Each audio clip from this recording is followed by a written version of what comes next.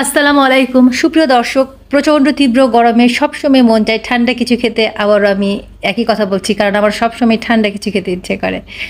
তো আজকে আমি আপনাদের সাথে খুবই মজার একটা, খুবই সহজলভ্য কিন্তু প্রাণ মন জুড়ানো একটা শরবতের রেসিপি শেয়ার করব। সেটা হচ্ছে তেঁতুলের শরবত আখের গুড় দিয়ে।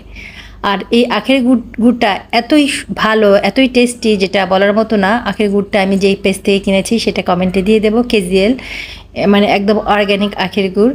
তো সুপ্রিয় দর্শক, চলুন শুরু করা যাক আমি তেঁতুলের শরবতটা কীভাবে বানিয়েছিলাম। তো প্রথমেই আমি তেঁতুলগুলো হচ্ছে আঁশটা ছাড়িয়ে একটু ধুয়ে পুজানো পানিতে ধুয়ে নিয়েছি। নিয়ে আমি এটা ভিজিয়ে রাখবো আধা ঘন্টার মতো।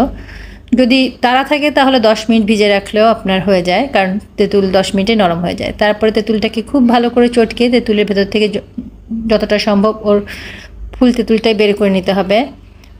তো আমি সেটা হচ্ছে করে নিচ্ছি। তেঁতুলটা চটকে এখন এটা ছাঁকনি দিয়ে ছেঁকে নিচ্ছি। তারপরে যে এইটা বের হবে সেটা আমি আবারও পানি দিয়ে চটকে আবার তেঁতুলের বাকি যে এইটা থাকবে, গায়ে তেঁতুলটা লেগে থাকবে বিচিতে, সেটা আমি বের করে নেব।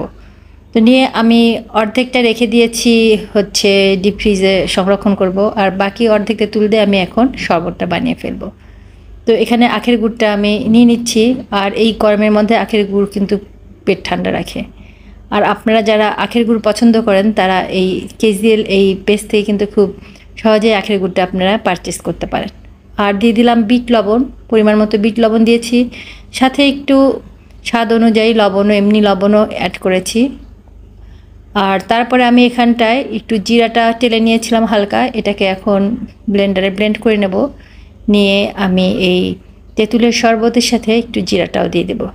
জিরার ফ্লেভারটা বেশ ভালো লাগে। তো আমি এখন এটাকে ব্লেন্ডারে ব্লেন্ড করে নিচ্ছি। আমার ব্লেন্ডারে ব্লেন্ড করা হয়ে গেছে। এখন আমি অল্প করে একটু জিরা গুঁড়াটা আমি এই শরবতের সাথে মিক্সড করে নিলাম।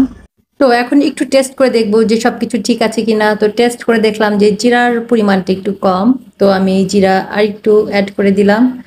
দিয়ে ভালো করে মিশিয়ে নিলাম আর কি। তো হয়ে গেল আমার তেঁতুলের শরবত। তো সুপ্রিয় দর্শক, এটাই ছিল তেঁতুলের শরবত রেসিপি। তো আমি এখন এখানটায় বরফ, পরিমাণ মতো বরফ কুচি দিয়ে এটাকে এখন একটা সার্ভিসিং গ্লাসে আমি এটাকে এখন সার্ভ করব।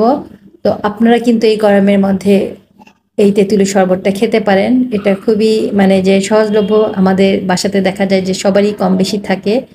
তো হচ্ছে আমরা কিন্তু এটা খেতে পারি, পেট ঠান্ডা করে, সাথে মন প্রাণ দুটোই ঠান্ডা করে।